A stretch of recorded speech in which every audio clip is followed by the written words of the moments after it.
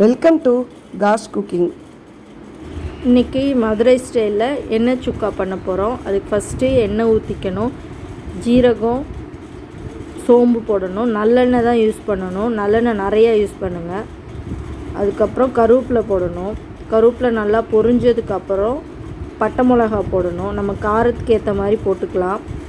அதுக்கப்புறம் எண்ணெய் சுக்காவுக்கு நம்ம ஏற்கனவே மட்டனை நல்லா வேக வச்சு எடுத்து வச்சுருக்கோம். உப்பு போட்டு மட்டனை தேவையான அளவு தண்ணி ஊற்றி எடுத்து வச்சுருக்கோம். அதை கொட்டிக்கணும். எண்ணெயிலே நல்லா வதங்கிட்டே இருக்கணும். இந்த எண்ணெய் சுக்காவுக்கு உள்ளே நல்லா சாஃப்டாக இருக்கும், வெளியில் கிறிஸ்பியாக இருக்கும். இது வெறும் ரசம் மட்டும் வச்சுட்டு இந்த இதை நம்ம சாப்பிடலாம். அப்புறம் பூண்டு தட்டி போடுறோம். பூண்டு தட்டி போட்டால் தான் நல்லாயிருக்கும். கொஞ்சம் அந்த அங்கங்கே சங்க்ஸாக இருக்கிறது நல்லாயிருக்கும். அந்த எண்ணெய் பார்த்திங்களா, நல்லா மட்டன் வெந்து அந்த எண்ணெய் தனியாக பிரிஞ்சு வந்துடுச்சு. அப்போது அந்த ஸ்டேஜில் நம்ம ஆஃப் பண்ணிவிட்டு நம்ம சாப்பிட்லாம்.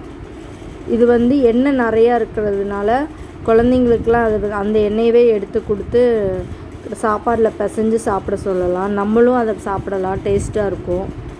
வெறும் ரசம் கூட வச்சுட்டு இதை சைட் டிஷ்ஷாக வச்சு சாப்பிட்லாம். குழம்பு வைக்கணும்னு கூட இல்லை, அவ்வளோ தனியாகவே சாப்பிட்றதுக்கே நல்லாயிருக்கும். சுக்காவில் நிறைய வெரைட்டி இருக்குது. இது எங்கள் வீட்டில் நாங்கள் செய்கிற ஸ்டைலு. செஞ்சு பார்த்துட்டு சொல்லுங்கள். தேங்க்யூ.